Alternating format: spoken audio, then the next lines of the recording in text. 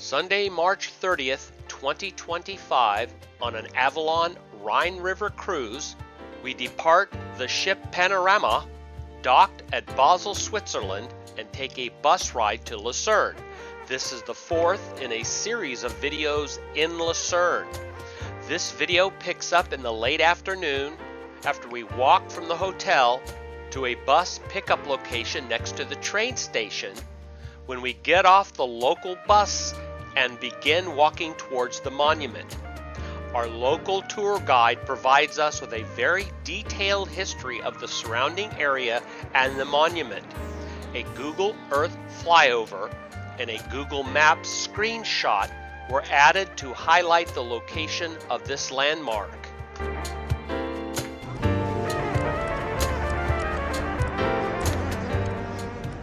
And there is a restaurant here. I would not go all the way to recommend it to you, but I want to mention it. This is a Swiss specialty restaurant with it's a Swiss specialty. They have local dishes and they also have a Michelin star. This is a bit weird, so this is the top end of Swiss food you can get. You will need a booking. We can do that if you want to.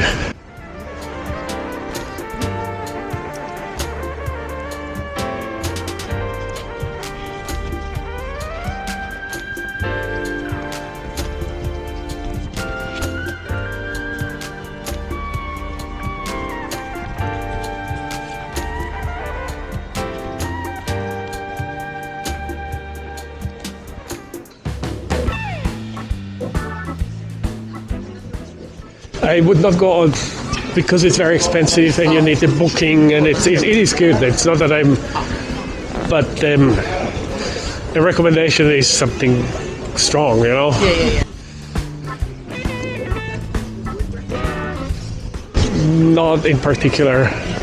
It really the ones with the Swiss food is the ones I like to point out. Yeah. And the other ones I don't know them.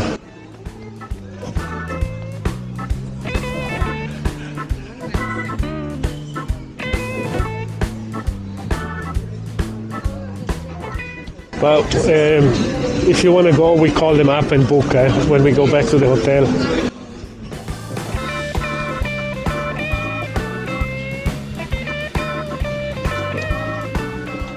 So,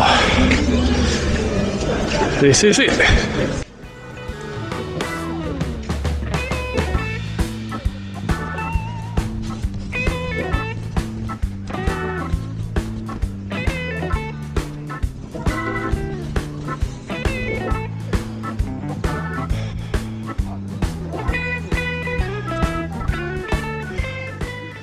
So go close to it, not too close because you fall into the water.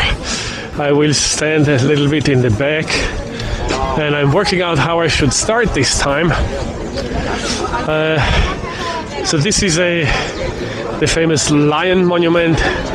It was made between 1820 and 21. And it was designed by a Danish sculptor Thorvaldsen, but then it was a local sculptor that did the actual work, and what he did was very, very good. And the design is the whole story, because we have a dying lion here, but this lion here is representing a wider fact in history. It was built in memory of the Swiss soldiers who were protecting the French king. The second before last king that during the French Revolution. And he had about 1,000 Swiss soldiers in the court. This was the inner core protection of the royal family. And this was something very common in Europe. All the European royals had Swiss soldiers, and this is now illegal. The Swiss people are not allowed to work as a soldier in a foreign country. We've been neutral since mid-19th century. There were things moving towards neutrality already 5 centuries ago, but with the proper neutrality now, there is no way. So no foreign legion. All the Swiss who went to Ukraine to fight, when they come back, they face trial. If they're Swiss, yes. This is part of the Swiss neutrality. Even they went to Iraq or Syria, they're not allowed to do that. We also have companies that make army equipment in Switzerland. They are not allowed to sell to countries at war. We can sell only when there is peace. And the reason is what happened here, where so many soldiers died at once. This was the French Revolution going on. There was everybody against the king. And they were surprised by the sheer amount of people. And they were also outgunned. They were running out of ammo. And of the 1,000 that were the inner core protection of the royal family, 300 had been sent away to escort a grain transport in northern France. They are 300 of the 350 who survived it. 750 or 60, depending where you read it, they died. And the king had already realized there was no way they would manage, but his message never reached them, so they kept fighting. I missed maybe one thing. The only exception where Swiss soldiers can work as soldiers abroad is the Pope in the Vatican. And these are proper, nasty, secret service guys with whom you don't want to have any problems, because they are right. The son of a friend of mine worked there for 2 years, and he is this guy like this, the little big guy. And so back to the sculpture. So it was the Swiss protecting the French royal family, but most of them died. There was one of the officials, he was on leave during this, and he never overcome that his soldiers died in that battle while he wasn't there to help them. So he is the one who initiated the idea to have a monument for these soldiers, and he started collecting money. And where did he go? To people who knew what was going on, so and also had money. He went to different royal families in Europe, and they agreed to finance it. And now what we see a lion with a spear sticking out from his back.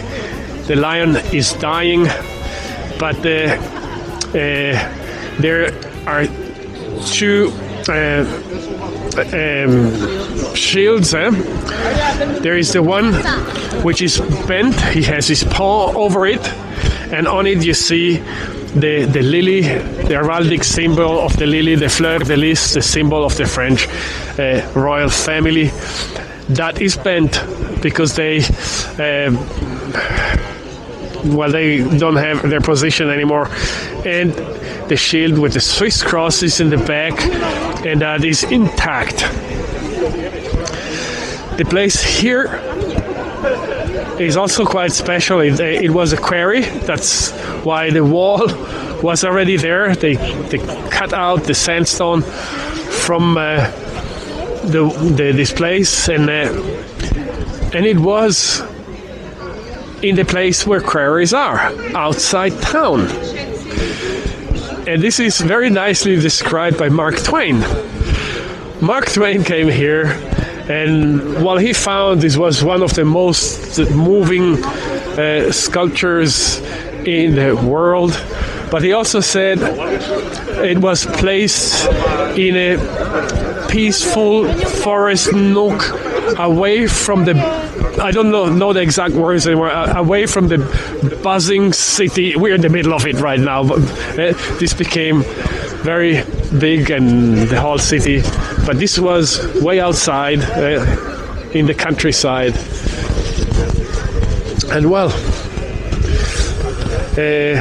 on top you see the Latin writing, Helvetorum fide ad virtue, that's Latin, and because of the way you can, the way the grammar works in Latin, it's much shorter than in English. It means thanks to the trust of the Swiss and their bravery. And below we have the number of not all the soldiers, but of the officials who died. And then in Latin numbers, you see the ones who survived and the ones who died. They say 760 and 350. These are not the exact numbers. It's plus minus 10. I don't remember the exact numbers too. Well, and now, even though we're in the middle of the city, it is still a little forest nook here. You just look forward and don't look back. So I said it wasn't gonna last very long, but I think it was worthwhile coming here. You also have to think, not many people had seen a lion 200 years ago. The fact that this lion really looks like a lion, and that this artist managed to put suffering, human suffering, on his face, this really speaks for this piece of art. What's the date on there? September what? Can you read it? I don't know Roman numbers, but it's. It's between 10th of No. August This and is 3 the September. Day 10 August. It's the last number is the year, but that's 1789. But it's the day 10th August and 11 and 3rd of September. Yes. Take that with a pinch of salt. I don't know.